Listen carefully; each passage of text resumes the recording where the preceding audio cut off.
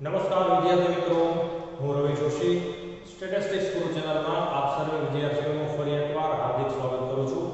વિદ્યાર્થી મિત્રો, આજના વિડિયો લેક્ચરમાં આપણે આંકડાશાસ્ત્ર ભાગ 2 ની અંદર ચેપ્ટર નંબર 5 વિકલનની અંદર આપણે ઉદાહરણ નંબર 8 ગણવાના છીએ અને ઉદાહરણ નંબર 19. તો સૌપ્રથમ દરેક વિદ્યાર્થી મિત્રો પોતપોતાની ટેક્સ્ટબુક પોતાની સાથે રાખશે. વિદ્યાર્થી મિત્રો, છેલ્લા વિડિયો લેક્ચરની અંદર આપણે સાંકળના નિયમ દ્વારા કેવી રીતના વિકલિત મેળવવામાં આવે છે એ આપણે શીખ્યા. હવે આપણે અમુક એવા ઉદાહરણ છે કે જે થોડા ટ્વિસ્ટેડ હોય એવું લાગે છે, તો આપણે જોઈએ. તો સૌપ્રથમ ઉદાહરણ નંબર 8 કે જે તમને પેજ નંબર 174 ઉપર જોવા મળશે. તો રકમ તમારી સામે રાખો. તો વિદ્યાર્થી મિત્રો, આમાં આપણે વિકલિત જ મેળવવાનું છે. એક બહુપદી આપી છે, પણ આ બહુપદીની અંદર તમે જોઈ શકો છો કે આપણને જે ચલની ઘાત આપેલી છે એ ઘાત જે છે એ થોડી અપૂર્ણાંકમાં હશે, તો આપણે પહેલા એને વ્યવસ્થિત કરવી પડશે. બીજું કે બહુપદીની અંદર ચલ જે છે કોઈ દિવસ છેદમાં હોવો જોઈએ નહીં. જ્યારે પણ વિકલિત મેળવવાનું થાય ત્યારે સૌપ્રથમ આપણે શું કરવાનું, આખી બહુપદીના બધા પદ ઉપર એક નજર ફેરવી લેવાની. એક પણ પદની અંદર કોઈ પણ ચલ આપણો જે આપેલો છે એ ચલ છેદમાં હોવો જોઈએ નહીં. જો છેદમાં હોય તો એને શું કરી દેવાનું છે, અંશમાં લેવાનું છે. બરાબર છે. તો હવે આપણે આમાં સૌથી પહેલા એ કામ કરીએ કે આ જે બહુપદી આપી છે એને તો સરળ સ્વરૂપમાં લખી નાખીએ. થોડીક અટપટી છે તો આપણે પેલા સરળ રૂપમાં લખીએ. ચાલો y બરાબર, ચલો અહીંયા તો x નો ઘન આપ્યો છે એટલે અહીંયા બરાબર છે. પછી વત્તા અહીંયા x નું વર્ગમૂળ આપ્યું છે, તો x નું વર્ગમૂળ એટલે કે x ની ઘાત કેટલી થાય, તો આપણે વાત કરી હતી કે x નું વર્ગમૂળ એટલે x ની 1/2 ઘાત થાય. તો આવી રીતના આપણે લખી નાખવું પડે. આપણે શું કરવાનું છે, ઘાત જોશે ચલની, કારણ કે એ ઘાત જે છે એનો ગુણાકાર આપણે સહગુણક સાથે કરીએ છીએ. તો ઘાત જે છે એ આપણે લખી નાખવાની છે. તો વર્ગમૂળ આપ્યો હોય તો 1/2 ઘાત થાય, ઘનમૂળ આપ્યો હોય તો 1/3 ઘાત થાય, એવી જ રીતના ચતુર્થમૂળ આપ્યો હોય તો 1/4 ઘાત થાય. ચલો નેક્સ્ટ જોઈએ માઈનસ. ચલો આ પદમાં તમે જોઈ શકો છો ચલ x છે એ ક્યાં છે, તો કે છેદમાં. હવે એને આપણે શું કરવું પડશે, અંશમાં લેવા પડશે. તો કેવી રીતના અંશમાં લેશું, તો કે 4 ને પહેલા એનો જ રાખવાના છે એટલે કંઈ કરવાનું નથી. આ x છે એને હું લખી નાખું છું અંશમાં. પણ વિદ્યાર્થી મિત્રો, જ્યારે પણ એ અંશમાંથી છેદમાં જાય કે છેદમાંથી અંશમાં જાય ત્યારે ઘાતની નિશાની ફરી જાય. તો અહીંયા ઘાત એટલે x ની કેટલી છે, 1 ઘાત. તો એને આપણે અંશમાં લઈ ગયા એટલા માટે હવે 1 નહીં પણ કેટલી ઘાત કહેવાય, -1 ઘાત કહેવાય. માની લો કે છેદમાં x નો વર્ગ હોય તો એને આપણે અંશમાં લઈ આવીએ તો x ની -2 ઘાત થઈ જાય. જો પ્લસમાં હોય તો માઈનસમાં ઘાત કરી નાખવી અને માઈનસમાં હોય તો પ્લસમાં ઘાત કરી નાખવી. પણ ક્યારે, અંશમાંથી છેદમાં જાય કે છેદમાંથી અંશમાં જાય ત્યારે. બરાબર. હવે આગળ જોઈએ. ચલો વત્તા. ચલો આના પછીના પદમાં પણ એવું જ છે. આપણો જે ચલ છે x એ ક્યાં છે, તો કે છેદમાં. હવે એને આપણે ક્યાં લેવું પડશે, અંશમાં. હવે તમે સૌપ્રથમ જુઓ કે છેદમાં x ની ઘાત કેટલી છે, તો કે ઘનમૂળ લખ્યું છે એટલે કે 1/3 ઘાત કહેવાય. કેટલી, તો હવે આપણે લઈ લઈશું અંશમાં. તો 1 હવે લખતો નથી, x ની હું કરી નાખું છું -1/3 ઘાત. તમને પ્રશ્ન થાય કે સર પહેલા તો એ કહ્યું કે 1/3 ક્યાંથી આવ્યું, તો કે ઘનમૂળ છે એટલે કે x ની ઘાત કેટલી કહેવાય, 1/3 ઘાત. હવે ઈ છેદમાં હતું એને હું ક્યાં લઈ આવ્યો, અંશમાં. તો નિયમ અનુસાર છેદમાંથી અંશમાં તમે પદ લઈ આવો કે અંશમાંથી છેદમાં પદ લઈ આવો ત્યારે ઘાતની નિશાની ફરી જાય.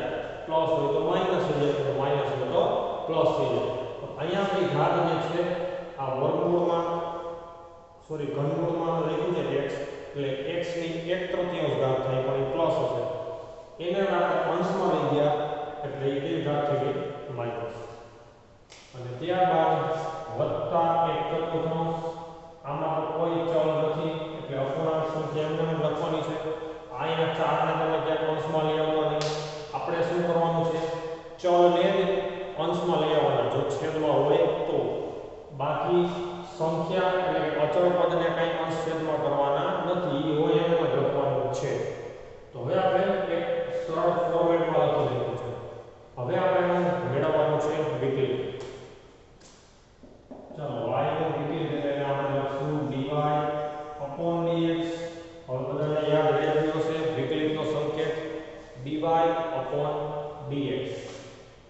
આપણી બહુપદીનું નામ છે y એટલે અંશમાં આવશે, અને બહુપદીની અંદર ચલ x છે એટલે એ આવશે છેદમાં. આને બચાય x ના સાપેક્ષમાં y નું વિકલિત. ક્લિયર છે? હવે આપણે ગણતરીનું સ્ટેપ એક દર્શાવીએ તો d ના છેદમાં dx આવી રીતે લખવું, પછી આ y ની જગ્યાએ આમ કાઉન્સ કરી y ની જગ્યાએ બહુપદી એક લખી નાખવાનું, એટલે આ થઈ ગણતરીનું સ્ટેપ. નકર ડાયરેક્ટ જવાબ આવી જશે, એવું ન થાય એટલા માટે આપણે એક ગણતરીનું સ્ટેપ દર્શાવીએ છીએ. બહુપદી જે છે y, એ y ની જગ્યાએ આપણે લખીએ, અને હવે આપણે ગણતરી કરીએ તો dy upon dx is equal to, ચાલો વિદ્યાર્થી મિત્રો પહેલા પદથી શરૂઆત કરી દઈએ વિકલિત મેળવવાની.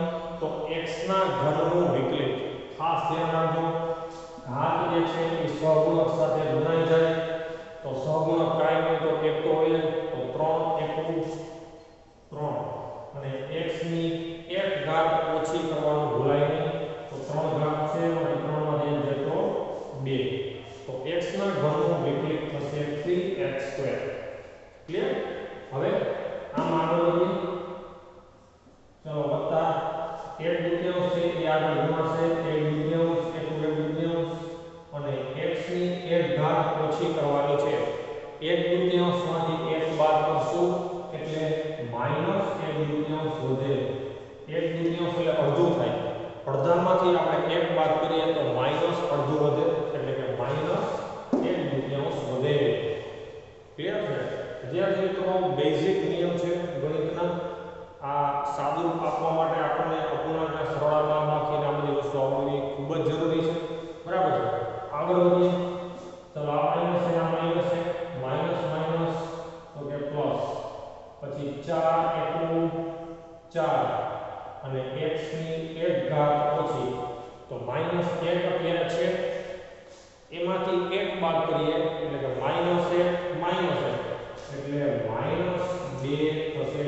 વિદ્યાર્થી મિત્રો મોટા ભાગના વિદ્યાર્થીઓ સરવાળા બાદબાકીમાં જ ભૂલ કરતા હોય છે, ઉતાવળ કરતા હોય છે, તેના હિસાબે આવું થતું હોય છે.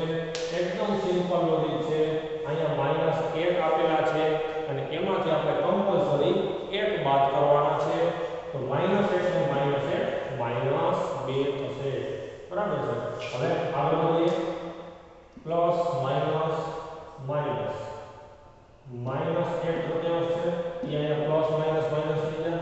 હવે અહીંયા આગળ સહગુણક કાંઈ હોય તો 1 તો હોય, તો 1/3 એકુ 1/3, અને x ની એક ઘાત ઓછી, એટલે કે આપણે શું કરવાનું છે તો કે -1/3 છે, એમાંથી બાદ કરવાના છે 1.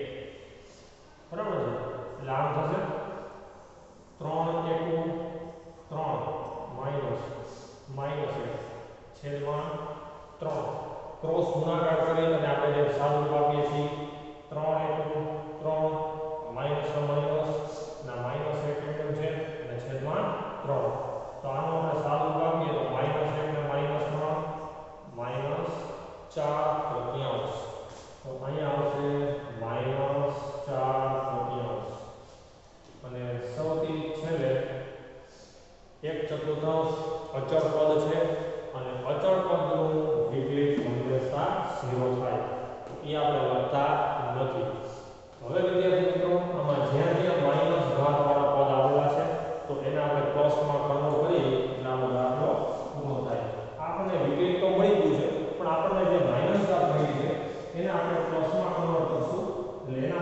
સ્ટેપ આપણે કરવું પડશે. ચલો 3x² માં કોઈ વાંધો નથી એને એમ રાખશું. પછી વત્તા હવે x ની -1/2 ઘાત છે. હમણાં જ મેં તમને કીધું કે માઈનસ ઘાત છે તો એને પ્લસ કરવી છે તો શું કરશું તો કે એને વ્યસ્ત કરી નાખવું પડે એટલે કે પદને ક્યાં લઈ જશું આપણે છેદમાં. એટલે હવે હું અહીંયા લખું છું આ 1 એમનો છે પછી છેદમાં 2 તો એમનો છે. x ની -1/2 છે એને હું લઈ જાઉં છું છેદમાં એટલે e ઘાત થઈ જશે પ્લસ. જોઈ શકો છો તમે. એવી જ રીતના અહીંયા વત્તા x ની -2 ઘાત છે તો એને પણ પ્લસ કરવી છે આપણે તો આ 4 ને એને લખશું અને x ની 2 ઘાત છેદમાં લખી નાખશું એટલે માઈનસ ઘાત ની કેવી ઘાત થઈ ગઈ તો કે પ્લસ ઘાત. હવે અહીંયા તમે પાછી જો પ્લસ માઈનસ ઘાત લખો તો ખોટું પડશે. આ માઈનસ ઘાત છે ને પ્લસ કરવા માટે જ આપણે છેદમાં લખ્યા છે તો x ની -2 ઘાત છે ને છેદમાં લખીએ એટલે કે વ્યસ્ત કરીએ એટલે એ ઘાત કેવી થઈ જશે પ્લસ થઈ જશે. તો સેમ વસ્તુ અહીંયા માઈનસ આ 1 ને અંદર રાખશું છેદમાં 3 તો છે આ x ની -4/3 ઘાત છે તો એને પ્લસ કરવા માટે આપણે એને છેદમાં લખી નાખશું. તો આ તમે જોઈ શકો છો ઘાત કેવી થઈ ગઈ છે પ્લસ. બરાબર છે. તો અહીંયા આપણો દાખલો પૂર્ણ થાય. જો તમારે અહીંયા x ની 1/2 છે અને x નું વર્ગમૂળ લખવું હોય તો પણ ચાલશે. બરાબર. તો અહીંયા આપણને વિકલિત મળી ગયું છે. અહીંયા આપણો દાખલો પૂર્ણ થાય. વિદ્યાર્થી મિત્રો જ્યારે પણ વિકલિત મેળવવાનો થાય એટલે જે બહુપદી એકી છે એમાં એક નજર ફેરવી લેવાની. પહેલું તો કે ચલ કોઈ દિવસ છેદમાં હોવા જોઈએ નહીં. જો છેદમાં હોય તો આપણે એને ક્યાં લઈ જવા પડશે અંશમાં. પછી એવી જ રીતના આપણને વર્ગમૂળ આપ્યું હોય કે ઘનમૂળ આપ્યું હોય કે ચતુર્થમૂળ આપ્યું હોય તો સૌથી પહેલા એને આપણે ઘાતમાં કન્વર્ટ કરી નાખવાના. એટલે કે વર્ગમૂળ હોય તો 1/2 ઘાત લખી નાખવાની, ઘનમૂળ હોય તો 1/3 ઘાત લખી નાખવાની અને પછી આપણે વિકલિત મેળવવાની શરૂઆત કરવાની છે. બરાબર. તો અહીંયા આ આપણને વિકલિત મળી ગયું છે. અહીંયા આપણો દાખલો પૂર્ણ થાય છે. સેમ વિદ્યાર્થી મિત્રો હવે આપણે ઉદાહરણ નંબર 19 પર જોઈએ. પેજ નંબર 179 પર આવીએ ફટાફટ. એમાં તમે રકમ જોઈ શકો છો કે આપણને એક વિધેય આપેલું છે f(x) બરાબર 3x² + 2x + 1 હોય તો f'(x). હવે વિદ્યાર્થી મિત્રો તમારે મનમાં વિચારી લેવાનું છે કે f'(x) જે છે શેનો સંકેત છે તો કે વિકલિતનો. શેનો વિકલિત જોઈએ છે તો કે f(x) નું વિકલિત. તો એનું વિકલિત એટલે અહીંયા ડેશ કરવામાં આવે છે. આ એનો સંકેત છે. આ જે વિધેય આપેલું છે એનું વિકલિત મેળવવાનું છે અને તે પરથી f'(1) શોધો. તો f'(1) જોતા હોય તો સૌથી પહેલા f'(x) મેળવવા પડશે. ઈ જે જવાબ આવશે એમાં આપણે x ની જગ્યાએ કેટલા મૂકી દેશું 1 મૂકી દેશું. તો આપણે જોવું કે છે નવું આવ્યું છે તો આપણે બનાવી નાખીએ જોઈએ. ચલો અહીં વિધેય આપેલું છે આપણને f(x) બરાબર 3x² + 2x + 1. હવે આપણે આનું વિકલિત મેળવીએ જેનો સંકેત f'(x). તો ચાલો પહેલા આપણે વિકલિત ગુણાકાર કરો તો આનું 6 અને x ની 1 ઘાત ઓછી 2 માંથી 1 જાય તો 1 પછી વત્તા 2x નું વિકલિત થશે 2 અને 1 નું વિકલિત થશે 0. અચળ સંખ્યાનો વિકલિત હંમેશા 0 જ થાય. ખાસ યાદ રાખવાનું છે. તો વિદ્યાર્થી મિત્રો આ આપણને f'(x) નો જવાબ મળી ગયો. હવે x બરાબર આપણે લેવાના છે કેટલા 1. જોઈ શકો છો આપણે કિંમત મૂકવાની છે f'(x) માં. f'(x) બરાબર આપણે 6x + 2 આપણે મળ્યા. હવે આનો x બરાબર 1 મૂકી દઉં છું. જો કેટલું સરળ છે. x ની જગ્યાએ 1 મૂકા 6 * 1 = 6 એટલે કે 8. તો આ આપણને મળ્યું f' x અને f'1 બે આપણને મળી ગયા છે. માની લો કે તમને f(1) કીધો હોય તો f(1) એટલે આ વિધેયમાં તમારે એક મૂકવા પડે x ની જગ્યાએ, પણ આપણને f(1) નથી કીધું પરંતુ f'1 કીધું છે મેળવવાનું. તો સૌથી પહેલા f'(x) એટલે કે વિકલિત મેળવવું પડે. જ્યાં મેળવું અને ઈ વિકલિતમાં x બરાબર 1 લેવાના છે. તો આપણને જવાબ મળ્યો 8. તો વિદ્યાર્થી મિત્રો તમે જોઈ શકો છો એકદમ સરળ દાખલા છે. આ દાખલા તમે તમારી બુકમાં રોજે એકવાર કે બે વાર ગણી નાખજો એટલે તમને એકદમ સરળતાથી આવડી જશે. તો વિદ્યાર્થી મિત્રો આજના વિડિયો લેક્ચરમાં આપણે અહીંયા સુધી રાખીએ છીએ. ફરી પાછા નવા વિડિયો લેક્ચરની અંદર નવી રકમ સાથે અને નવા જોશ અને નવા ઉમંગ સાથે ફરી પાછા મળીશું. ત્યાં સુધી દરેક વિદ્યાર્થી મિત્રોને અસ્તુ.